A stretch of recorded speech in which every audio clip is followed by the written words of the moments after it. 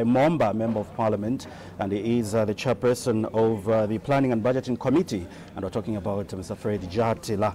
This motion was urging the House to adopt the report of the Planning and Budgeting Committee on the consideration of the 2026 Annual Borrowing Plan Amendment for the 5th session of the 13th National Assembly. The document was laid on the table of the House on Sunday, 10th May 2026, and this motion was equally adopted. After that, the House then moved on to consider orders of the day, and the first order of the day was commencement of supplementary estimates of expenditure number 1 of 2026. And so the House then resolved into committee of the whole House to consider supplementary estimate number 1 of 2026. So the committee then approved a total of about 26 billion 320,696,581 kwacha in the supplementary estimates of expenditure number 1 of 2026. You'll remember that the presiding officer did appoint the Minister of Finance committee of 1, which he did, and he indeed introduced legislation. So he did introduce a bill, Supplementary Appropriation Bill number 78 of 2026. So the bill was since read a second time, and it was also read a third time and passed. So that is what happened during that deliberation when business indeed did resume in the committee of the whole House to consider supplementary estimates number 1 of 2026. After that, the House then moved on to consider other orders of the day, in particular some bills at second reading. Yes, quite a number of bills were considered yesterday, and Mota, it was a very busy day yesterday for all of us here at Parliament. The House went as far as beyond 23 hours just to make sure that the business of the day was concluded, and the House adjourned. And let's just quickly look at some of the bills that were considered at different stages yesterday. We had the benefits of former Chief Justice Bill, National Assembly Bill number 67 of 2026, the Public Service Pension Bill, National Assembly Bill number 69, the Local Authorities Superannuation Bill, National Assembly Bill number 70 of 2026. All these came at second reading stage. Other bills that were there at second reading, the Public Gathering Bill, this is the National Assembly Bill number 71 of 2026. We did have the Petroleum Development and Management Bill, National Assembly Bill number 72 of 2026. We also had the Technical Education, Vocational and Entrepreneurship Training Amendment Bill, National Assembly Bill number 73 of 2026. We also had the Penal Code Amendment Bill, National Assembly Bill number 74 of 2026, the Local Government Amendment Bill, National Assembly Bill number 75 of 2026, the National Assembly Speaker's Retirement Benefits Bill, National Assembly Bill number 77 of 2026. These were not the only bills that were considered at second reading. There were others. Yes, others will be able to share with you a little later, but looking at time, we need to shift our attention and look at what is expected to be considered on the floor of the House. We know that the House is expected to adjourn today, so we do expect announcements, if there'll be any. We expect a ministerial statement, and this ministerial statement will come from the Minister of Water Development and Sanitation on the achievements of the Minister of Water Development and Sanitation. Then we do expect Shwanganu Member of Parliament, Mr. Stephen Kampiongo, to move a motion. This is a motion on the report of the Standing Orders Committee, that this House adopts the report of the Standing Orders Committee on the review of the National Assembly of Zambia Standing Orders 2024. Timeline again, we do talk about standing orders. These are basically a set of written rules that have been adopted by the House to govern its proceedings. We expect about 16 bills coming up at different stages today, and the first one will come at second reading stage, and this is the Public Holidays Amendment Bill, National Assembly Bill number 76 of 2026, and the benefits of former presidents and former vice presidents Bill, National Assembly Bill number 5 of 2026, coming up at committee stage.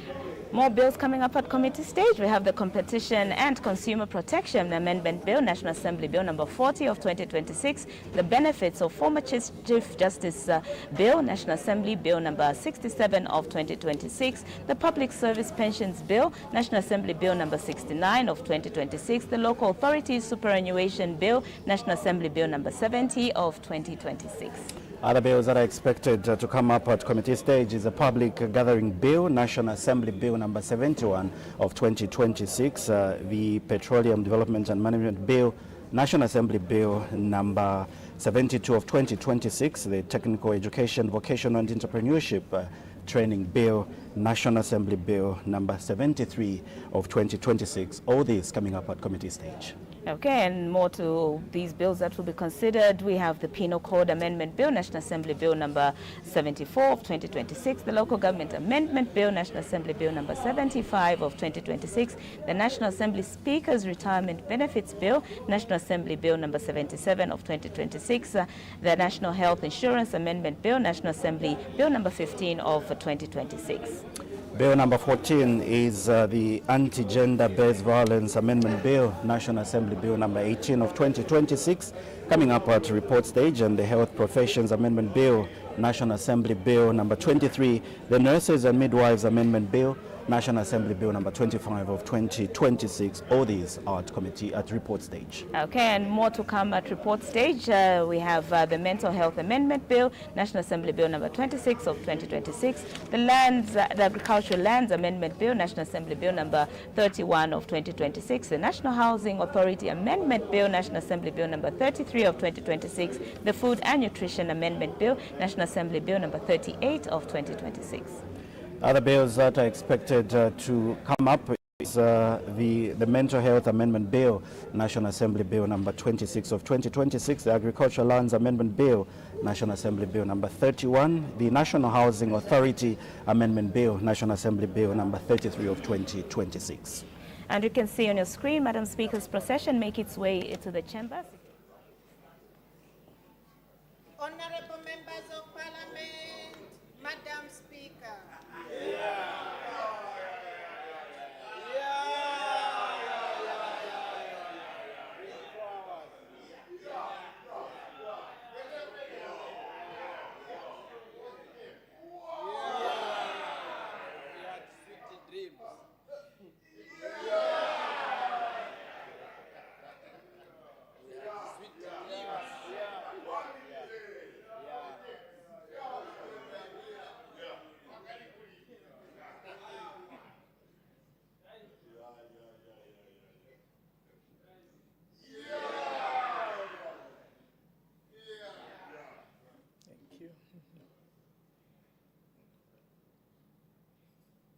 Tendency of Zambia, proud and free, land of wealth and joy in unity, victors in the struggle for our rights. We want freedom's fight, oh, one, strong and free.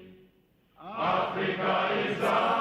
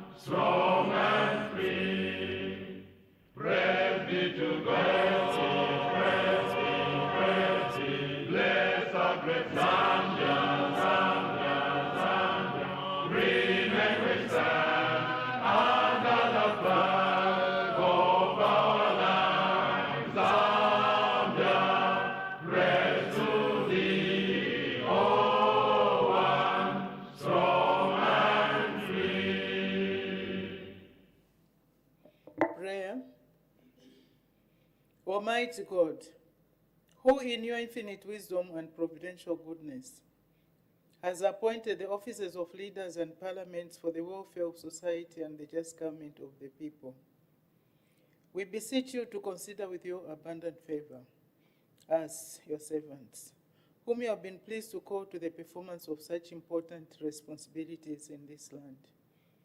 Let your blessing descend upon us here in Parliament assembled, and grant that we may, as in your presence, treat and consider all matters that shall come under our deliberation, in so just and faithful a manner as to promote your honor and glory, and to advance the peace, prosperity, and welfare of our country, and of those whose interests you have committed to our charge. Amen.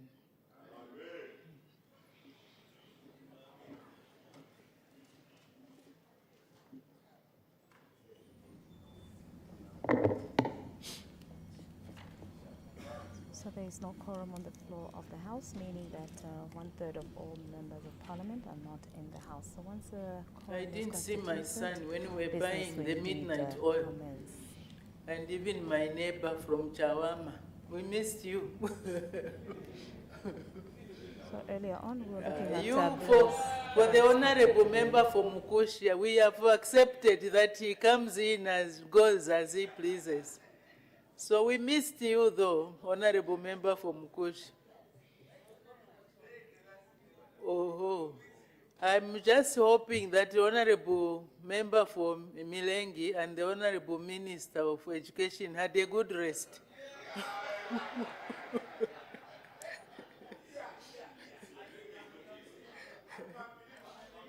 Oh, and the honorable member from Mabilima.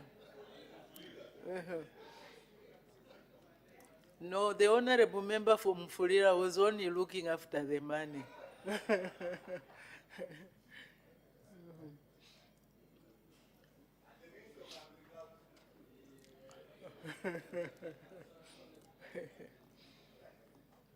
And I'm hoping that the honorable member from Ghana has cooled down now. Yeah.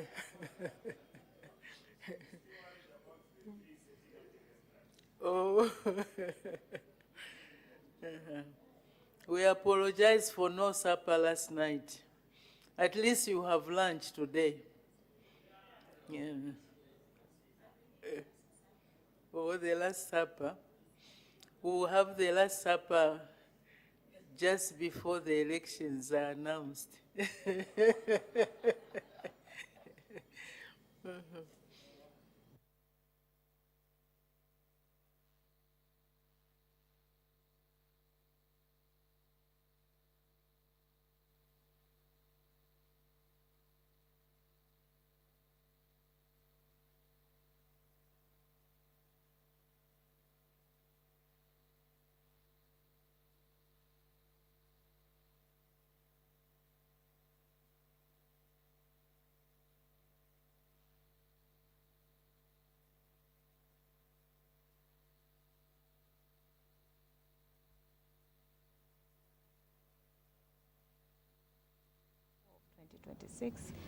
The Flying Doctor Service Amendment Bill, National Assembly Bill number 47 of 2026, the Zambia Medicines and Medical Supplies Agency Amendment Bill, National Assembly Bill number 48 of 2026. The Zambia National Public Health Institution Amendment Bill, National Assembly Bill number 50 of 2026, and the Medicines and Allied Substances Amendment Bill, National Assembly Bill number 51 of 2026, coming up at report stage. Still to come for consideration at report stage, the Zambia Educational Publishing House Foundation Amendment Bill, National Assembly Bill number 54 of 2026, the Zambia Institute for Tourism and Hospitality Studies Amendment Bill, National Assembly Bill number 55 of 2026. Other bills that are expected, the National Prosecution Authority Amendment Bill, National Assembly Bill number 61 of 2026, and the Persons with Disabilities Amendment Bill, National Assembly Bill I'm number not 64. sure whether we are being joined by honorable members joining us virtually. I remember signing some forms. Please, honorable members, can we log in? Okay, so that's just Madam Speaker urging honourable members of Parliament who are joined in virtually to actually sign in, those who have credentials to actually sign in so that they are part of the House. This is all to have a quorum constituted. Right now the bells are still ringing, meaning that there is no quorum. And as we say, you can always watch Parliament TV. The Honourable Minister of various, Finance and National forms. Planning has had mercy on us, on all of us.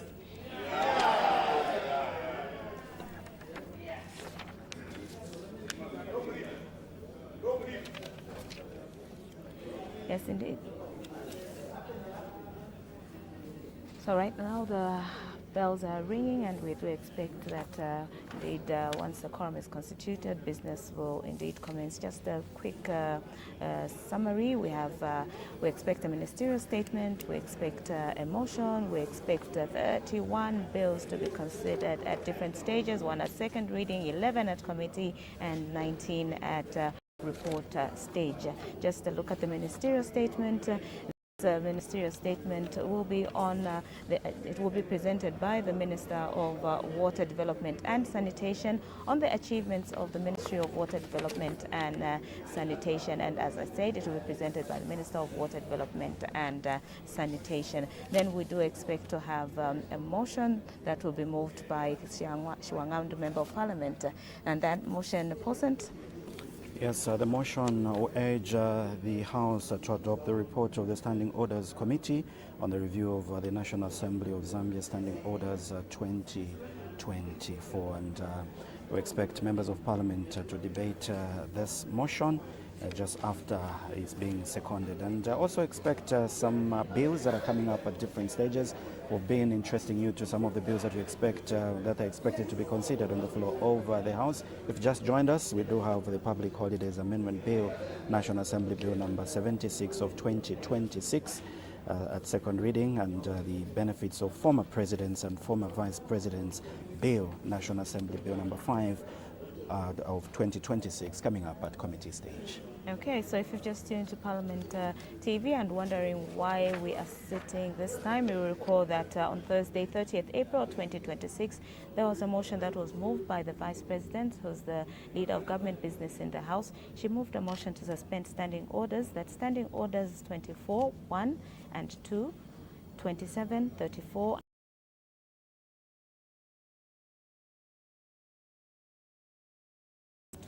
from Monday 4th to Tuesday 12th May 2026 from 10 hours until business is concluded on each day, as well as to consider more than one stage of a bill at a single sitting until the House adjourns sine die, and this indeed includes Saturday. This included Saturday 9th and Sunday 10th May 2026. So that is the reason that the House is actually sitting today on a Tuesday at 10 hours. Normally when the House is sitting on a Tuesday like today, the House sits at 14:30 hours, but because of the suspension of those standing orders, the House is indeed sitting at 10 hours. And if business won't be concluded before 12:30, the House will break for lunch break until 14:30, and thereafter the business will continue until the business is concluded on the order paper for today. Thereafter, the House is expected to adjourn sine die. And it's been a busy period, Muta must mention, and looking at where we're coming from, a number of bills were referred to various committees, hence the stage where we've reached, and the committee, different committees did interrogate and interact with various stakeholders and gave their views regarding all these bills that are under consideration today. Yes, indeed, it's been a very busy 2 weeks, and you know, Paulson, one thing that really impressed me in these interactions between the committees and the stakeholders is that on one particular day, I remember, I think we were broadcasting the electoral process bill.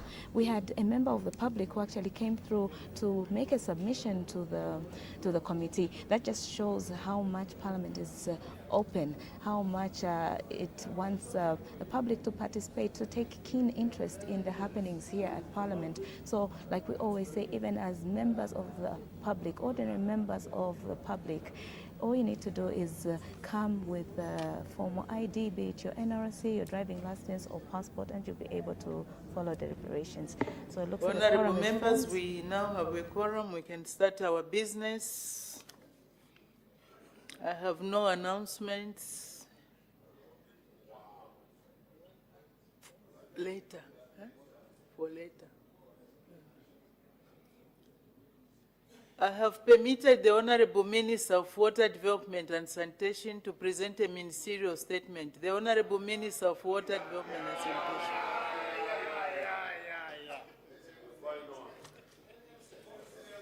Madam Speaker, thank you for granting me this opportunity to update this August House on the achievements of the New Dawn government in the water development and sanitation sector during the period 2021 to 2026. These are not just promises on paper, but real projects, some already completed and others ongoing, with communities changing for the better and lives improving. They show that when policies are put into action, real results can be achieved, and this is being done under the bold and visionary leadership of the President of the Republic of Zambia, Mr. Hakainde Hichilema, and this progressive government. Water security is not only a development priority, but is also a national strategic imperative, essential for safeguarding livelihoods, promoting public health, and driving inclusive economic growth.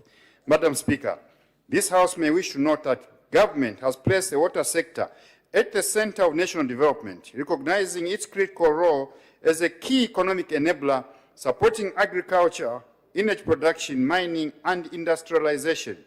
Government has therefore prioritized investments to enhance water availability, improve infrastructure, and strengthen institutional capacity, ensuring that water contributes meaningfully to national development and poverty reduction. Madam Speaker, government has taken significant reforms to strengthen the policy and legal framework governing the sector. These reforms are aimed at improving governance, enhancing sustainability, and creating an enabling environment for investment. They also seek to address long-standing challenges that have affected service delivery. In this regard, I will now highlight the key policy and legal frameworks guiding the sector. Madam Speaker, the 2024 National Water Policy.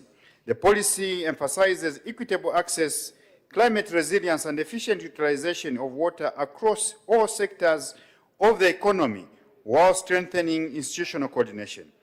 It addresses gaps in water resources development, financing, capacity building, research and development, climate change, measures related to environmental flows, water resources management, and development of transboundary waters. Currently under implementation, the policy is expected to guide investment and policy decisions towards achieving universal access. Madam Speaker, review of the Water Resources Management Act. Government has progressed the review of the Water Resources Management Act number 21 of 2011 to improve regulatory efficiency and responsiveness. The review has been necessitated by the need to address emerging gaps in water use mechanisms, respond to environmental challenges, ensure alignment with regional and international water frameworks, and strengthen the existing legislation. It aims to streamline water permitting processes, strengthen enforcement mechanisms, and enhance stakeholder participation, whilst addressing challenges such as climate change and competing water demands. This reform will ensure that water resources are managed sustainably and equitably. Water Supply and Sanitation Services Bill. Madam Speaker, on 4th May 2026, the Water Supply and Sanitation Services Bill underwent the third reading in this Parliament, marking a critical milestone in sector reform. The bill seeks to strengthen the legal framework governing service provision and improve the regulation of commercial utilities. It also aims to enhance accountability and ensure better service delivery outcomes for citizens. Once enacted, the bill will significantly strengthen the sector's institutional framework. Madam Speaker, strategic frameworks and sector initiatives. The Ministry has developed and launched several strategic frameworks, including the Zambia Water Investment Plan and Consolidated Resource Mobilization Strategy and implementation roadmap for the Zambia National Adaptation Plan, NAP, and the Water Investment Program, the National Non-Revenue Water Management Strategy, the Magoe Restoration and Protection Strategy, the Rain Water Harvesting Strategy, the WASH Equity and Inclusion Guideline, and the National Hand Hygiene for All Roadmap. Collectively, these strategies promote sustainable water management and strengthen service delivery. Madam Speaker, on water resources development and climate resilience, I wish to inform this House that government has significantly scaled up investments in water resources development to enhance national water security and resilience to climate shocks. These interventions are critical for ensuring sustainable water supply for both domestic and productive uses, especially in light of increasing droughts and variability in rainfall patterns. The focus, Madam Speaker, has been on expanding water storage capacity, improving groundwater utilization, and strengthening early warning systems to support effective planning and response. On dam construction and strategic water infrastructure, Madam Speaker, government has constructed 10 dams across the country to strengthen national water storage capacity and resilience to drought. These dams are supporting irrigation, livestock, and domestic water supply, thereby enhancing food security and economic productivity. Additionally, 15 dams have been rehabilitated, whilst more than 800 dams have been maintained across the country to ensure continued functionality. Madam Speaker, you may also wish to note that government is implementing the 6 state dams project nationwide to improve water security, rainwater harvesting, drought resilience, and food security. It is a 3-year initiative with an estimated cost of 5 billion kwacha. The project prioritizes drought-prone provinces such as Southern, Lusaka, Eastern, Central, and Western provinces. So far, construction of dams in Eastern and Southern provinces have since commenced. On groundwater development and exploration, Madam Speaker, government has drilled more than 600 exploratory boreholes across the country to identify sustainable groundwater sources in underserved and water-scarce areas. This initiative supports long-term planning by improving the understanding and availability of groundwater resources whilst reducing dependence on unreliable surface water sources. It also strengthens resilience to climate variability and drought conditions, reaffirming government's strategic commitment to groundwater development as a key pillar of national water security. Madam Speaker, on drought response and emergency interventions, you will recall that during the 2023-2024 season, government implemented targeted interventions across the drought-prone areas, including the drilling of over 400 boreholes, rehabilitation of about 300 non-functional boreholes in drought-affected districts, and the maintenance of more than 700 dams. Additional measures included the construction of 45 sanitation facilities, the installation of 55 standby water pumping systems for commercial utilities.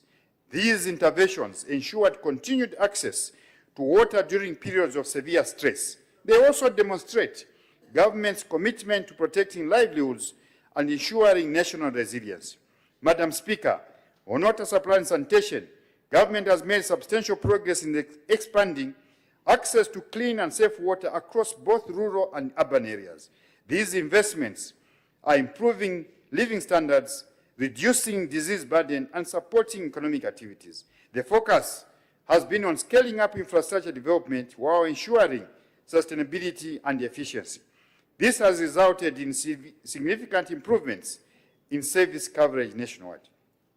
Madam Speaker, on major urban water supply projects, government has successfully implemented a number of flagship water supply and sanitation investments aimed at improving service delivery, supporting urban growth, and strengthening economic resilience.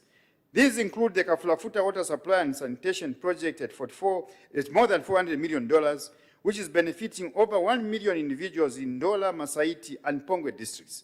Further, the implementation of the Kafue Bulk Water Supply Project at $150 million is supplying water to over 480,000 residents in Lusaka and supporting ongoing urban expansion and economic activity. Additionally, the $199 million Kana Water Supply and Sanitation Project Phase 2 is expected to be completed this year and includes the upgrading of critical infrastructure in Kitwe, Kalulusha, and surrounding areas, thereby improving both water supply and sanitation services for over 800,000 beneficiaries. Further, Madam Speaker, government is also implementing the improving access and strengthening innovations for water and sanitation projects in Kabwe and Baulen, which is enhancing service delivery in these fast-growing urban and peri-urban areas through targeted infrastructure upgrades, systems improvements, and innovative service delivery approaches. The project will benefit over 500,000 people. Madam Speaker, on regional and town water supply projects, under the new Dawn government, the ministry has completed and commissioned multiple projects, including the Kazungula water supply project, as well as projects in Chinsali, Kaputa, Porokoso, Mufumbwe, Solwezi, and Shibuyunji, which are delivering improved water supply to over 20,000 individuals in various communities in different parts of the country. Additionally, the $150 million integrated small towns water supply project has reached completion and is awaiting full commissioning, after which it is expected to benefit almost 1 million people across Western, Luapula, and Northern provinces, as well as parts of Mchinga province. Madam Speaker, the implementation of the $38 million Transforming Rural Livelihoods project in Western province is enhancing water access while supporting climate-resilient livelihoods in 16 districts to benefit over 700,000 people. Collectively, these interventions are expanding access to clean and safe water, stimulating local economic activities, and reinforcing government's commitment to inclusive and balanced regional development. Madam Speaker, on major rural water supply projects, under the Rural Water Supply and Sanitation Program, the ministry, in collaboration with local authorities and cooperating partners, has completed and commissioning the following water supply and sanitation projects: the construction of almost 9,000 new boreholes benefiting over 2 million individuals across 10 provinces, the rehabilitation of 8,000 existing boreholes, which now save approximately 2 million individuals across the country, the construction of 1,500 piped water schemes, extending access to clean and safe water to an additional 700 individuals across the country. These initiatives have significantly enhanced the well-being of communities by addressing water scarcity, improving health outcomes, and fostering economic development. In response to the presidential directive, Madam Speaker, that all public institutions and health centers must have waterborne sanitation facilities, the ministry, with support from partners, constructed a total of 923 waterborne sanitation facilities in public institutions, including markets, schools, and bus stations, to safeguard public health. Currently, the construction of 144 sanitation facilities is ongoing. Madam Speaker, on the Zambia Water Supply and Sanitation Project, I'm pleased to report that the Zambia Water and Sanitation Project, a transformative initiative being implemented by Mulonga Water Supply and Sanitation Company at a total cost of 156 million euros, is currently at 90% overall progress. Once completed, this year, the project will improve water supply and sanitation services for over 500,000 people in Chingola, Mufulira, and Chilawombe districts through rehabilitation and expansion of key water supply and sanitation infrastructure, reduction of non-revenue water, and implementation of water supply and sanitation improvement programs in peri-urban areas. Madam Speaker, on the emergency and peri-urban investments, government completed emergency water supply projects in Ndola, Kitwe, and Lusaka to address immediate service gaps. In addition, emergency works in peri-urban areas of Lusaka have benefited approximately 95,000 people. These interventions targeted vulnerable communities with limited access to safe water. They highlight government's responsiveness to urgent needs. Madam Speaker, let me update the House on the 300 solar piped water schemes initiative. You may recall, Madam Speaker, that through your office, my ministry requested honorable members of Parliament to submit possible sites for the construction of 300 piped water schemes across the 10 provinces. Allow me to provide this House with an update on this important initiative. Initially, Madam Speaker, the project was intended to cover all 10 provinces as communicated in the request to this House. However, following a review of the priorities, the scope of the project was scaled down to focus on the 5 provinces mostly affected by the drought, namely Lusaka, Central, Eastern, Southern, and Western provinces. Following this adjustment, a Chinese team of technical experts visited the country in December to undertake feasibility studies on the proposed sites. As a result of these studies, 66 sites were identified for phase 1 implementation out of the proposed 300 sites. The distribution of these sites will be communicated. Madam Speaker, the Chinese technical team has since completed the detailed technical designs to facilitate the commencement of construction works at the earliest possible opportunity. My ministry is currently engaging the government of the People's Republic of China to finalize the necessary internal clearance processes and agree on a clear roadmap for implementation in order to commence phase 1 of the project.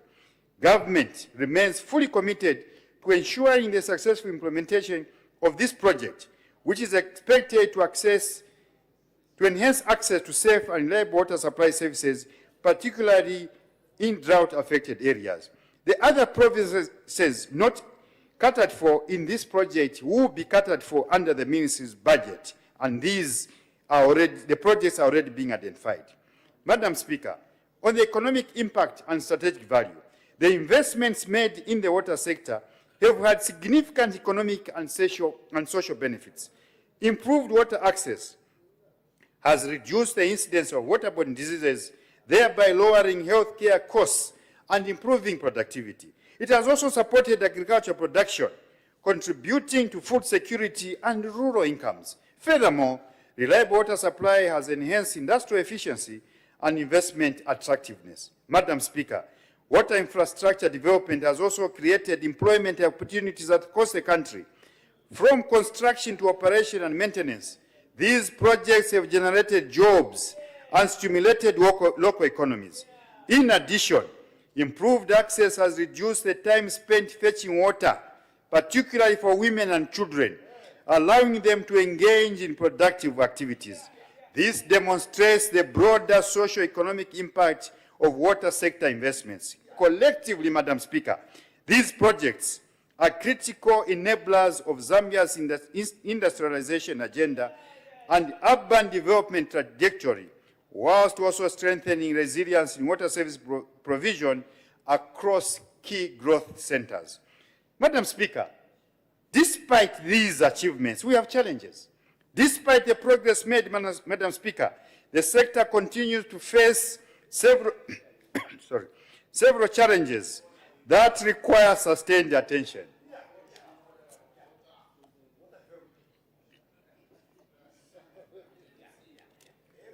I'm glad the Honorable Kafwaya is here. Please listen attentively.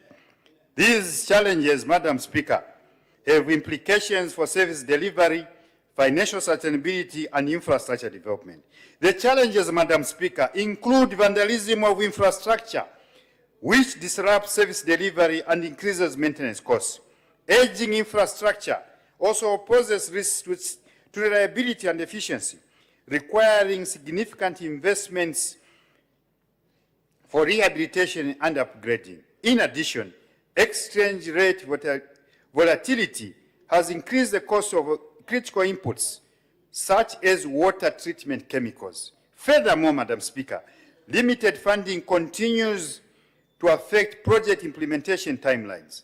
Climate-related shocks, such as droughts, have also necessitated shifts in utilization of resources and interventions. Government is actively addressing these issues through improved planning, increased investment, and enhanced coordination. Madam Speaker, another key challenge is the low water tariffs, which in many cases remain below the cost of service provision. This limits cost recovery. It constrains investments in infrastructure and increases reliance on subsidies. As a result, utilities struggle to expand and maintain systems to meet growing demands. Another major challenge, Madam Speaker, is the pollution of water bodies, which increases the cost of treating raw water for safe drinking standards. Contaminated sources, Madam Speaker, requires more advanced treatment processes, higher chemical use, and increased operational expenditure, further straining already limited utility revenues. In addition, Madam Speaker, the sector is affected by high levels of non-revenue water that is produced but not billed due to leakages, illegal connections, and metering inaccuracies. In Zambia, Madam Speaker, non-revenue water levels have been reported to be as high as 40 to 60% in some utilities, far above the acceptable benchmark of about 25%, resulting in significant financial losses and reduced service delivery. Madam Speaker, rapid urbanization is placing significant strain on existing water supply and sanitation infrastructure. The growing concentration of people in urban areas is increasing demand for services at a pace that often exceeds the expansion and upgrading of systems. As a result, utilities face pressure on already limited water production capacity, aging distribution networks, and insufficient sanitation facilities. This rapid growth, Madam Speaker, also leads to the expansion of informal settlements, which are often not adequately serviced, further widening the service gap. Consequently, Madam Speaker, utilities are challenged to maintain service quality, extend coverage, and ensure reliable access to safe water and adequate sanitation for all urban residents. Madam Speaker, what are the measures we've put in place to address these key challenges? Government is fully cognizant of the challenges affecting the water sector and has taken deliberate, targeted, and systematic measures to address them. These interventions are aimed at strengthening resilience, improving efficiency, and ensuring the sustainability of water and sanitation services across the country. The approach being taken is both corrective and forward-looking, focusing on institutional reforms, infrastructure investment, and financial sustainability, such as targeted measures to address key sector challenges. These include strengthening collaboration with local authorities, law enforcement, and communities to curb vandalism and promote infrastructure protection through increased awareness and community ownership. Rehabilitation and modernization programs are also being undertaken to upgrade the aging infrastructure, improve efficiency, and enhance reliability of water supply. At the same time, efforts are being made to improve budget credibility and ensuring timely funding through stronger engagement with the Ministry of Finance, better planning, and the use of alternative financing mechanisms. Government is also strengthening climate resilience and drought preparedness by investing in water harvesting infrastructure, early warning systems, and climate-resilient technologies.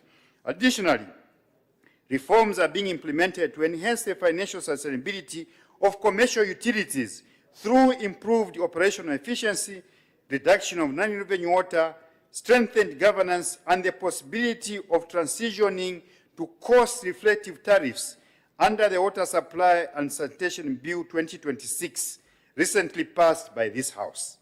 Government has also come up with a strategy to dismantle legacy arrears owed by government institutions to water utility companies under the revised Dismantling of Domestic Arrears Strategy 2024 to 2029. Collectively, these measures are aimed at safeguarding investments and ensuring sustainable and reliable service delivery. Madam Speaker, furthermore, improved coordination with cooperating partners, enhanced project preparation, and strengthened monitoring systems have contributed to... Minister, if you can wind up, your time is up. I know it's difficult to summarize the achievements in 5 years. Thank you, Madam Speaker. Government has also prioritized climate-resilient infrastructure, ensuring that new investments are sustainable and responsive to emerging challenges such as drought and population growth. As you know, Madam Speaker, water is life. That's why I'm taking time. In conclusion, Madam Speaker, the period 2021 to 2026 has been marked by significant progress in the sector, driven by strong political will and strategic investment by the New Dawn government.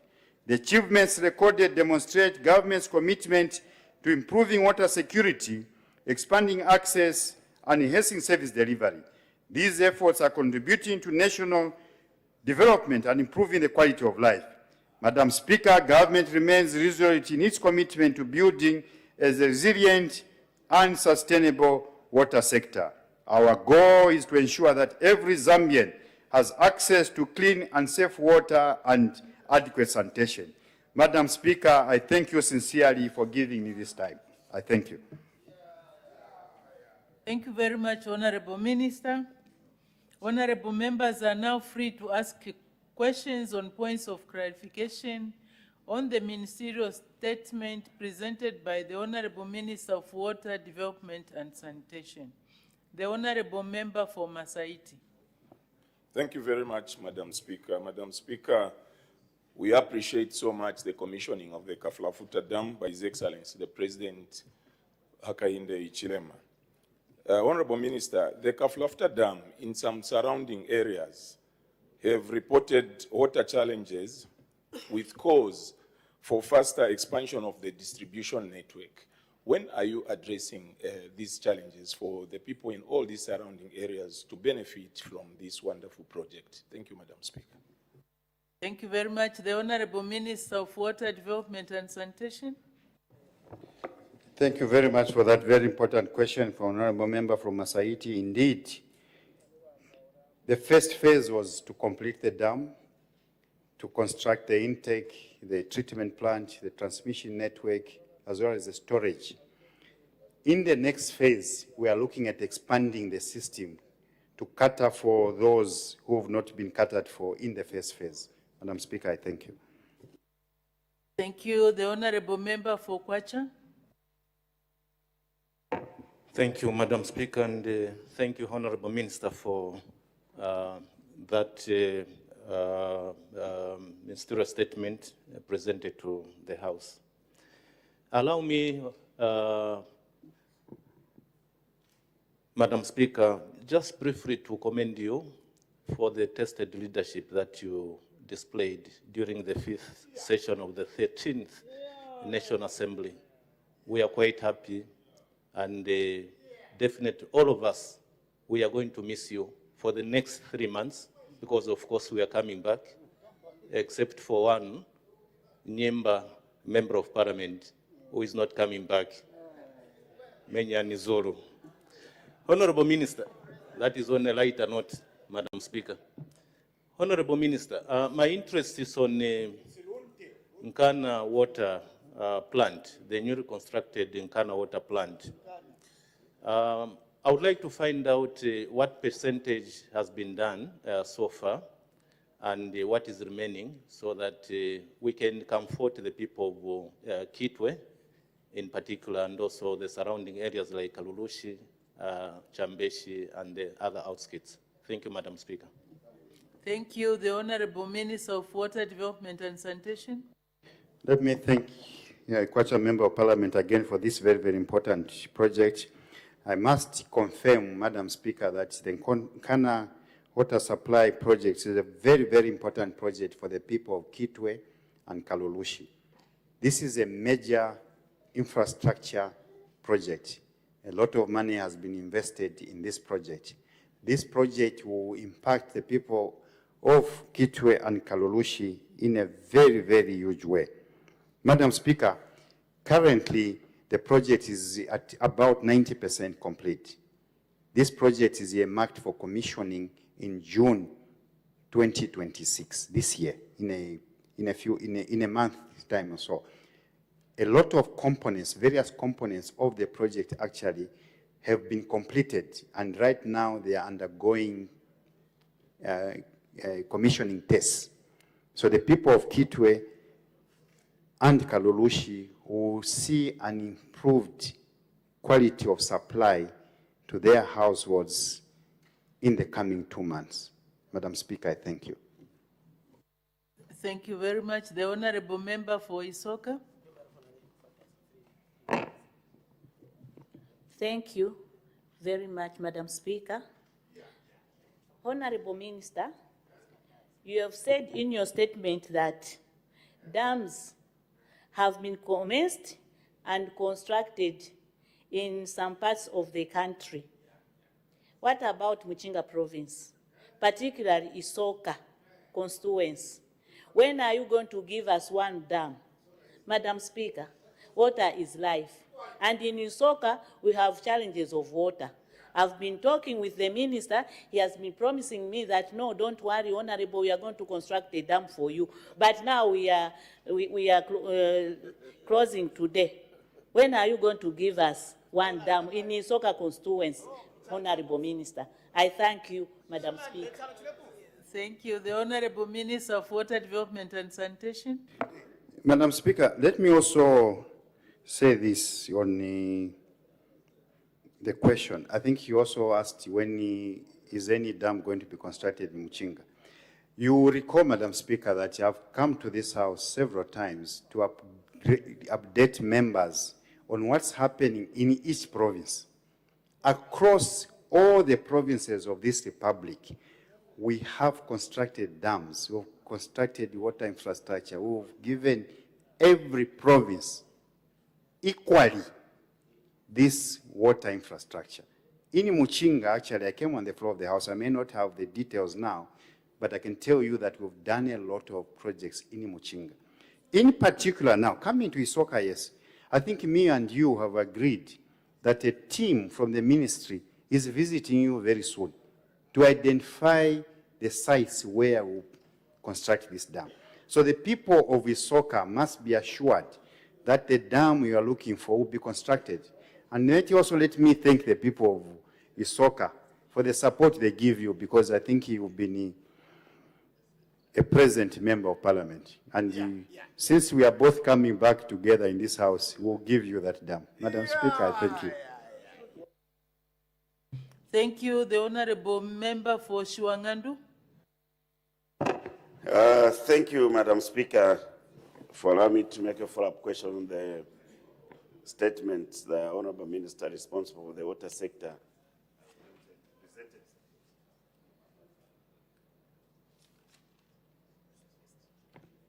Thank you, Madam Speaker.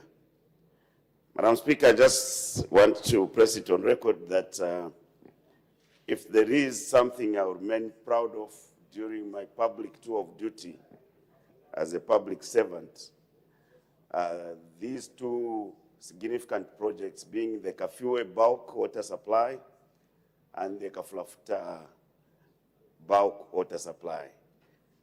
These were projects, Madam Speaker, contracted when the water sector was still under the Ministry of Local Government and Housing then.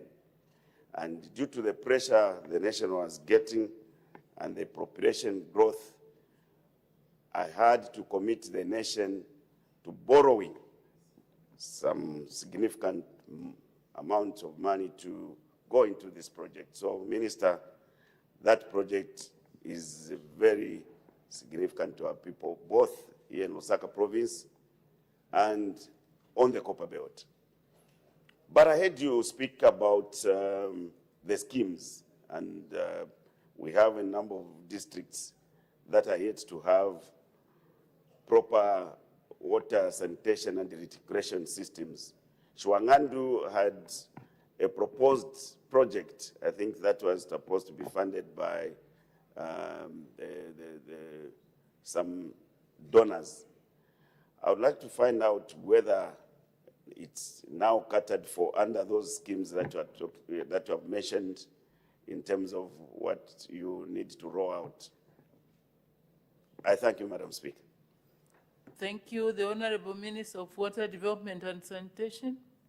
Thank you, Honorable Kampiongo, for that very, very important question. And indeed, I want to agree with you that Kafue bulk and the Kafulafuta projects are significant capital projects for the country.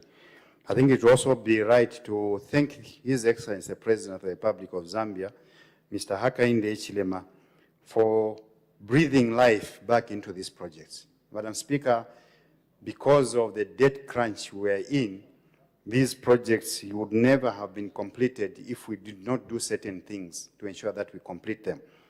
Significantly, even for Kafulafuta, this government has had to find more than 50% of the more than $400 million which has been spent on this project. So this is a project which really the UPND government must also be credited. In fact, it must be credited because the significant investments were put in. Thank you, Honorable Musokotwane, for coming to our aid. Madam Speaker, indeed, the water scheme in Shiwangandu, I may not have the detail now, and this is one of the reasons why I always ask you, my good friend, Honorable Kampiongo, to also, now there is no time. I have been asking you to visit my office so that together we can look at the needs of Shiwangandu, so that I can also give you comprehensive answers so that you reform the people of Shiwangandu. It's not too late. I'm still in the office for the next 3 days. So please find time so that we inform the people of Shiwangandu together. Madam Speaker, I thank you. Thank you very much. Another 3 more days. So let's take this opportunity to visit each other. The Honorable Member for Nyimba. Thank you, Madam Speaker. The MP for Kwacha has run away because I've withdrawn my support for him in Kwacha. Minister, listening to your report, I've seen you've got a lot of issues to deal with water utilities companies.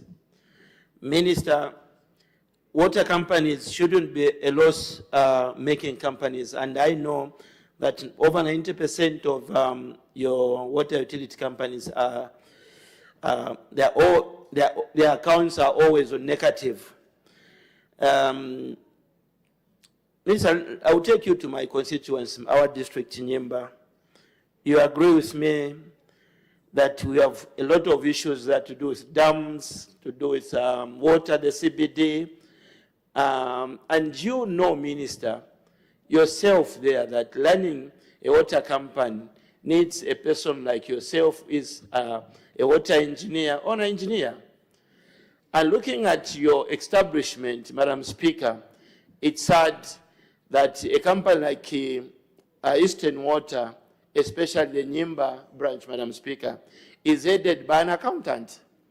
Madam Speaker, as a result, the company has been making a lot of losses, in the sense that there is no plowback investment into the facilities, Madam Speaker. Even after the CDF committee went out of its way, Madam Speaker, releasing money for the company so that they can maintain their lines, Madam Speaker, still the people of Nyimba don't have enough. In fact, they don't have water, not even enough water. So, Minister, what is your take, or what are you going to do, especially when you and I know that the companies are making losses and the establishment are not well aligned to the engineering plan, like the engineering setup of a water system, where you are taking long professionals to run a water utility company. What is your take on that one, Madam Speaker? Mr. Minister. Thank you. Thank you. The Honorable Minister of Water Development and Sanitation. Thank you very much for that very, very important question. And let me agree with Honorable Menyani that indeed water utilities, all water utilities, the 11 water utilities in the country are all financially stressed. Several reasons for the stress include, obviously, the legacy debts. Government institutions are very bad at paying bills. But maybe I should also add that as citizens, we are very, very bad at paying our bills.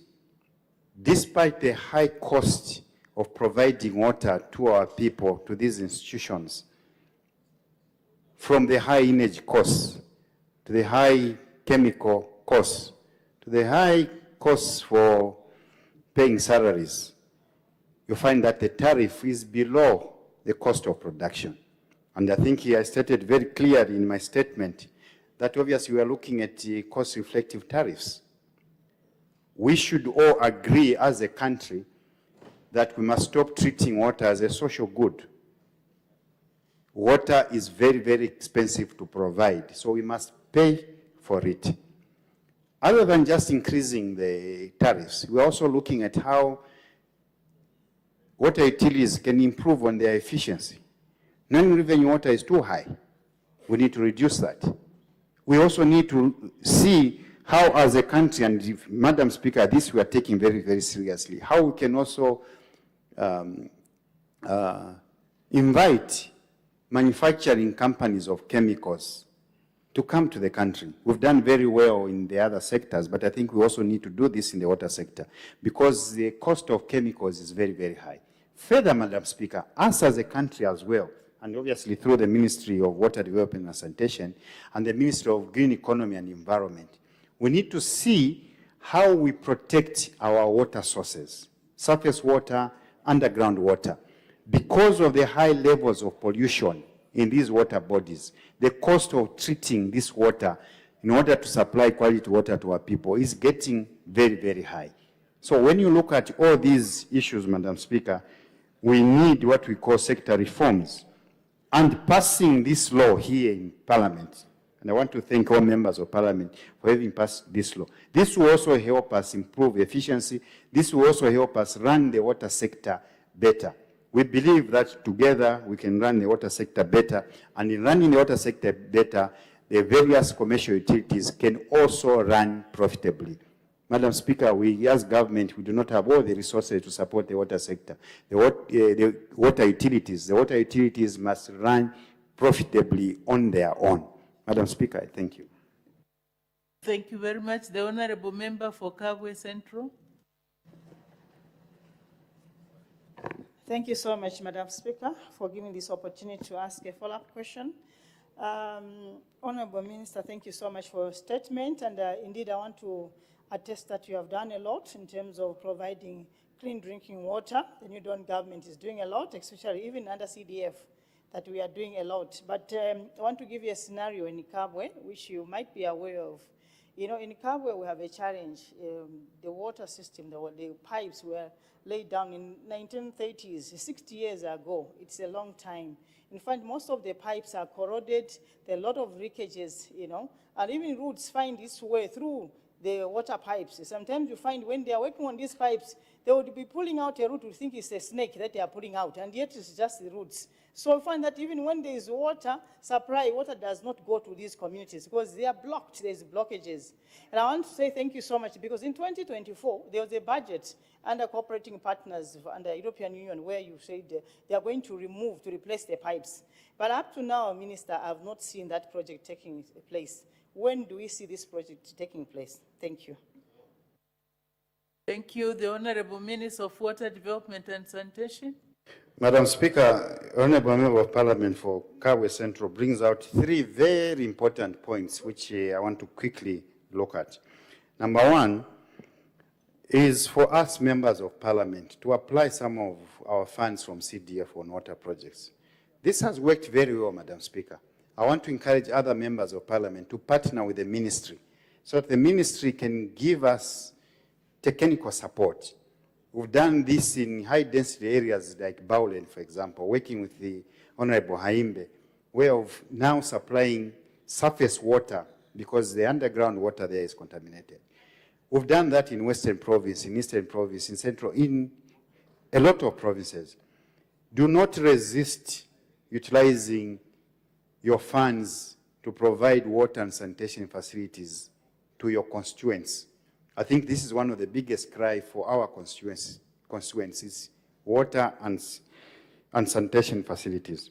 Number two, Madam Speaker, let me also take this opportunity to encourage various entities to put money into water supply and sanitation facilities. I'm sure you are aware what's happening at Yunza. And what is happening at Yunza really has been described very well by the Kabwe Member of Parliament, where because of bad maintenance, you find most of these pipes, which were constructed many, many years ago, are clogged. You find literally roots, big roots, growing into this the pipe network. That's basically what's happening at Yunza. Because over all these years, there's not been any maintenance. Let's please put more money in the provision of water supply and sanitation. Coming specifically to the last question, I'm aware that this project, which is being funded by the EU, will be starting soon. As to the exact details, Madam Speaker, I also invite the current Member of Parliament to come to my office since I have 3 long days ahead as Minister of Water Development and Sanitation. Madam Speaker, I thank you. Thank you very much. The Honorable Member for Kaumbwe.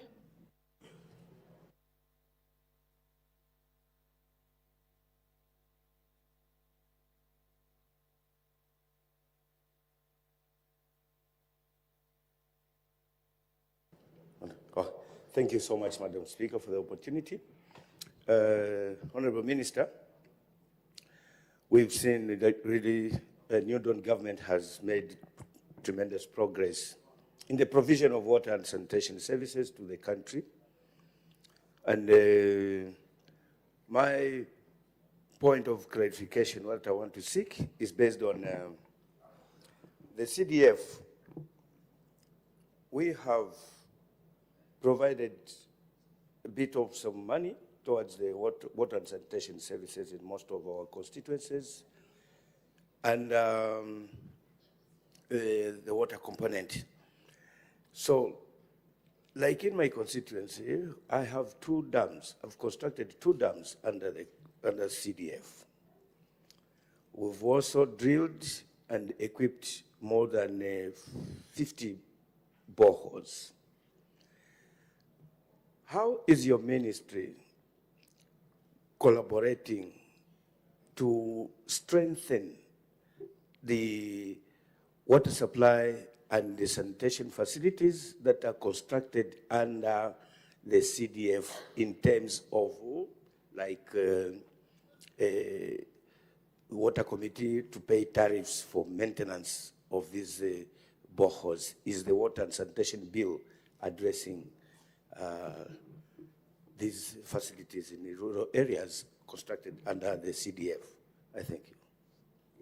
Thank you. The Honorable Minister of Water Development and Sanitation. Let me thank the Kaumbe Member of Parliament for that statement. And I want to confirm that the Honorable Member of Kaumbwe has done a lot in the water and sanitation sector. Thank you, sir, for providing water and sanitation to your people. Indeed, you have constructed 2 dams, I'm aware, and you've drilled a lot of boreholes. Coming to your substantive question, Madam Speaker, I think honorable members, all honorable members of Parliament here must be aware that the local authorities have a stake in the water utility companies. So CDF is under the Ministry of Local Government and Housing. So the Ministry of Water Development and Sanitation work very, very closely with the Ministry of Local Government and Sanitation. So that council you see there also works with our provincial water engineers. We want to ensure that the design is the right design, that the costs are within the estimated costs of these projects, and that obviously that they are completed on time. So working with we work with yourselves very closely. And I must also admit that it's a reason why this bill, we thank you for passing this bill, because this necessary legal framework will help us run the water sector in a better way. Madam Speaker, I thank you.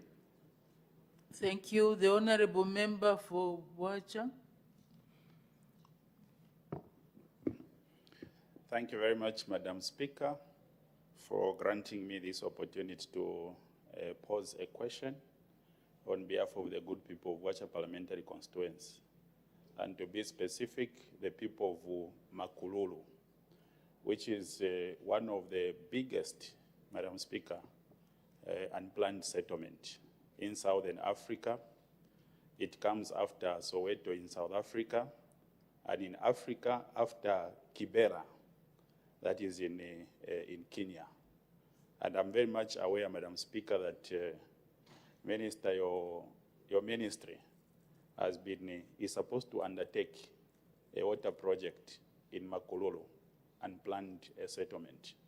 You have given a very good update before the 3 days expires for you to be in that office as substantive minister.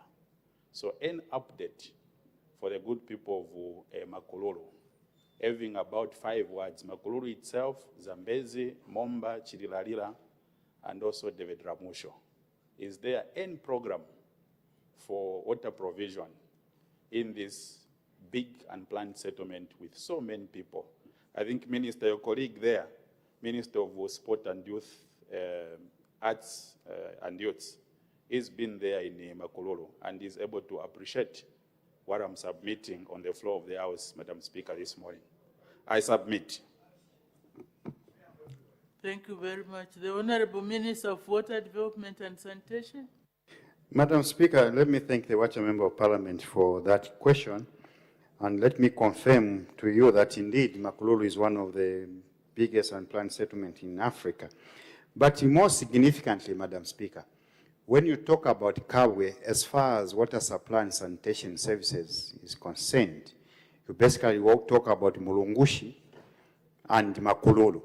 Mulungushi, because this is traditionally where raw water, where the intake for raw water comes from.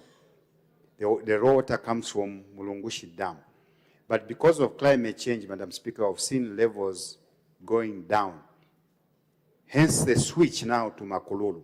Makululu has a very rich underground aquifer where most of the water now for Kabwe will be supplied from. To update you, Madam Speaker, I want to confirm to him, the Honourable Member of Parliament, that actually the project has already started. We are reviving those commercial boreholes, some of them left in the KK era. I think when we did tests on those borehole tests on those boreholes, we realized that the yields are very, very high. Some boreholes have yields of about 20 liters a second.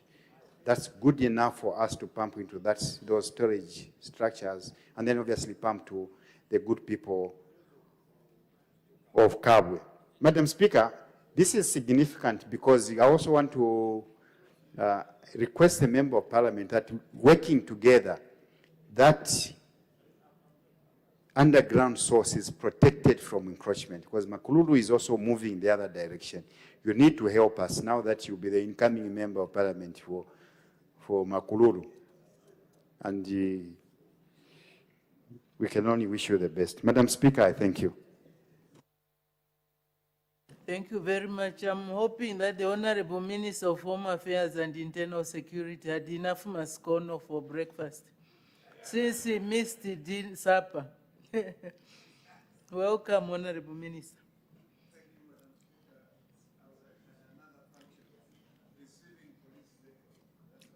Oh, okay, thank you. The Honorable Member for Kanyama. Madam Speaker, thank you so much for this opportunity that you have given me to ask a follow-up question. Minister, talking about climate change, we've had some the drought that disturbed the water levels in these sources of our water. And I want to ride on the program your government has come up with, where we're talking about rainwater harvest. Now,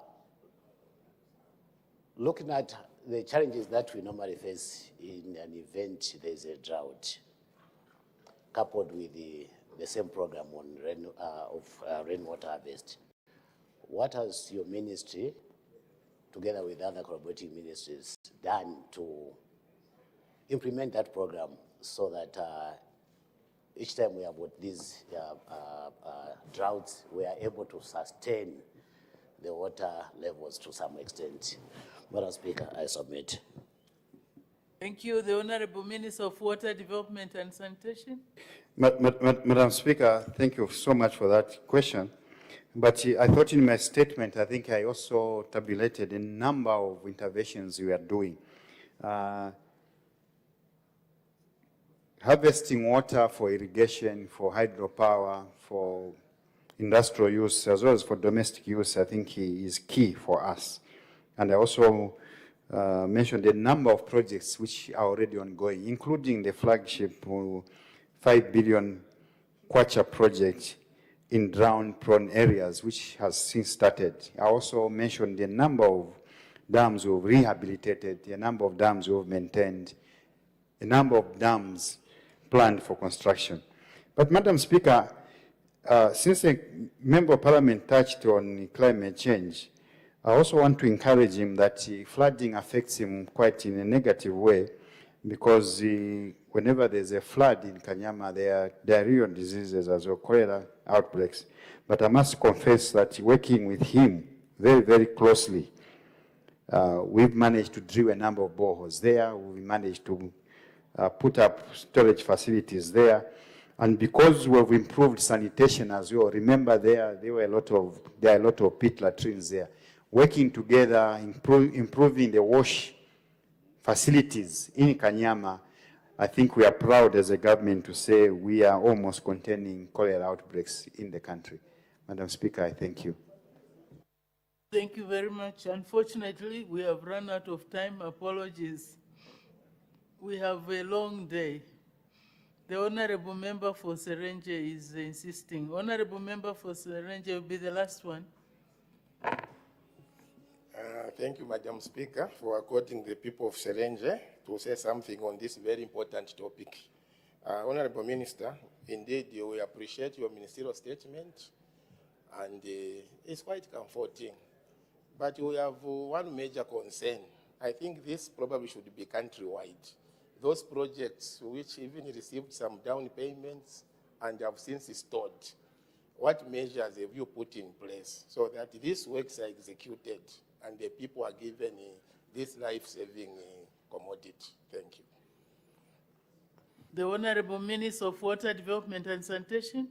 Madam Speaker, let me thank the Member of Parliament for Serenge for that question, and I understand where it's coming from. Madam Speaker, Serenge town is supplied from an underground source, and that source is basically drying up. Less and less water is being extracted from that source. And our solution, Madam Speaker, there was to construct a dam, and we gave out a contract for Mbaswa Dam, and the contractor didn't perform. And you are right in saying that this problem is across the length and breadth of the country. What have we done? The contracts, Madam Speaker, which we cancelled, we have taken all these contractors to court. We are going to recover the advance payments paid to them and any IPCs paid to them for low quality works done. This is currently with the Ministry of Justice. So I think it's a good time also to honor our local contractors, because mainly it's a local contractors, that this government will not tolerate any contractor who will not complete works after being paid. Contractors must adhere to our three principles of ensuring that the projects are completed within cost, within time, and that the projects are of acceptable quality. So we'll do everything possible to recover these funds. But more so, we are redesigning that project, and obviously we intend to give it to a contractor we believe will complete these works. Madam Speaker, thank you very much, and maybe let me also take this opportunity in 1 minute to thank all members of Parliament for the support you gave to the Ministry of Water Development and Sanitation. Thank you very much. Madam Speaker, I thank you.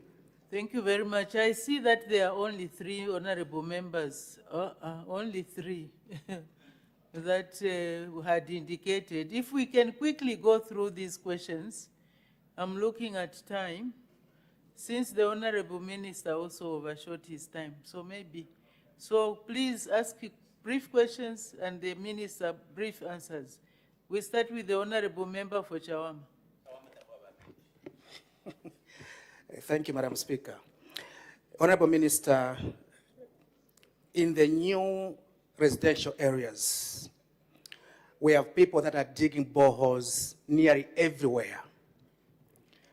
And some people would come like at 20 hours, almost half of the night, they're still digging boreholes. I don't know who is regretting these boreholes, but what is of high significance to me is that these new residential areas, which have grown, there is literally no connectivity in terms of water. not every single person can manage to dig a borehole. On average now, to put up a borehole, you need not less than 50,000 kwacha. What is the program of government to make sure that these new residential areas are connected in terms of water? I thank you, Madam Speaker. Thank you. The Honorable Minister of Water Development and Sanitation.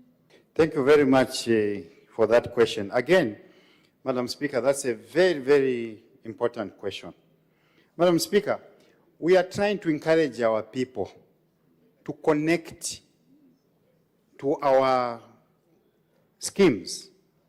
Madam Speaker, it's very, very difficult. Now, when you complete a project, members of the public prefer to drill their own borehole. Members of the public prefer to construct their own septic tank and soak away. They do not realize that the capital costs are very, very high.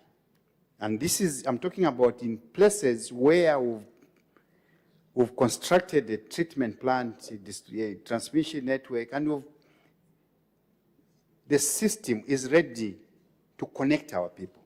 I think that's been a challenge. I'll tell you, Madam Speaker, that in certain areas, for example, on the Copper Belt, where we have invested a lot in the sanitation infrastructure, connectivity to our sanitation infrastructure is as low as 20%. We want to encourage our people that once we complete this project, it will be cheaper in the long run to connect to our system. That's number one. Number two, if we are going to prevent pollution of our water sources, we need a centralized system to carry away that waste. Drilling boreholes everywhere is not good, because obviously you deplete the aquifer, but more so you pollute that aquifer.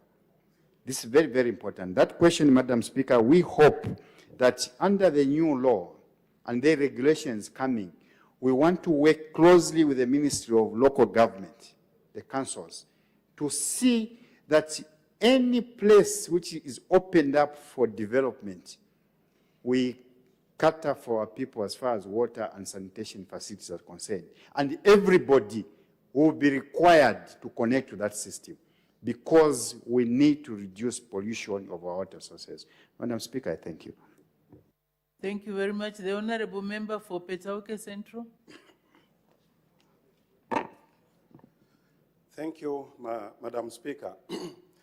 Honorable Minister, my constituency is facing a serious challenge, a serious water challenge, especially for domesticated animals. When can we expect the construction of more dams in Petauke Central?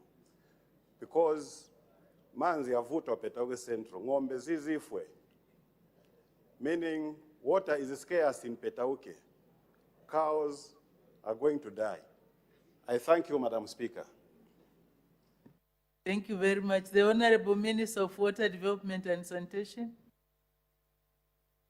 I'm aware of the water challenges in Petauke in certain areas, and I want to confirm that Petauke is on our radar to construct a new dam. But also, Madam Speaker, let me take this opportunity to encourage all members of Parliament here that they must put value on the dams we've constructed already. I'm also aware that in Petauke, there are about 2 or 3 dams which we have constructed a long time ago, where there's no economic activity completely. Madam Speaker, we've constructed many dams across the length and breadth of the country. But these are like white elephants in certain areas. What we've done is partnering with the Ministry of Agriculture, the Ministry of Livestock, the Ministry of Energy, obviously the Ministry of Infrastructure. Yes. Any dam now, if it's being funded from the ministry now, we meet, technocrats meet, engineers meet, so that these dams speak to power production, they speak to irrigation, they speak to livestock. So we want to encourage you, even through CDF, to do fish farming in those dams. In those dams. Their dams are there. Put fish there. Get that water, because what you need now is just conveying of that water to the fields. Put irrigation systems there. Put recreation there, because there are a lot of dams around. Please, let's utilize these dams. Please, let's be innovative.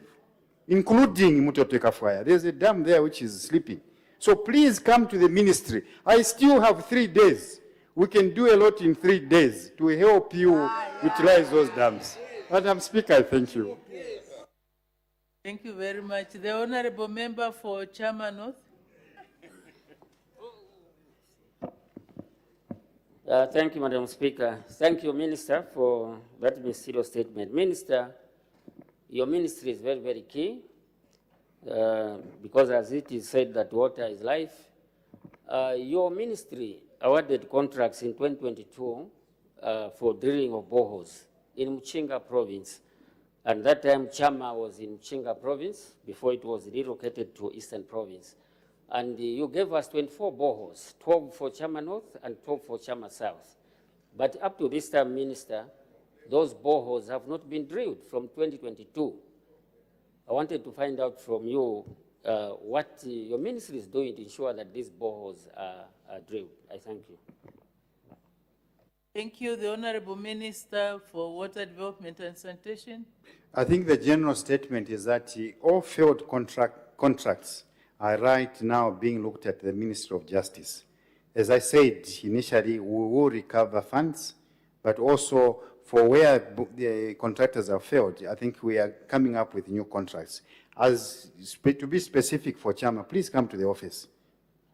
And then we are able to look at really at what stage we are for our good people of Chama. But the people of Chama must be assured that this government will give them water. Madam Speaker, I thank you. Thank you very much. Order. I have an announcement to make, honorable members, before we move to the next item. Let me provide guidance. Article 89(2) of the Constitution of Zambia states as follows, and I quote, "The National Assembly or a parliamentary committee shall not exclude the public or the media from its sittings unless there are justifiable reasons for the exclusion and the Speaker informs the public or media of the reasons." End of quote. Honorable members, the Standing Orders Committee is classified under the National Assembly of Zambia Standing Orders 2024 as a housekeeping committee. In this regard, Standing Order 199 states as follows, and I quote, "There is established the following housekeeping committees. A, Standing Orders Committee," end of quote. Honorable members, the Standing Orders Committee deals with in-house matters hinging on, among other things, amendments to the standing orders, matters connected with the welfare of members and the staff, as well as support services of the Assembly. For the reasons, the debate on the report of the committee will be held in camera. It is in view of the foregoing that I direct all members of the public and the media to leave the House. I further direct that broadcasting of the proceedings on Parliament TV, television, and social media be suspended during the debate of the report. I thank you.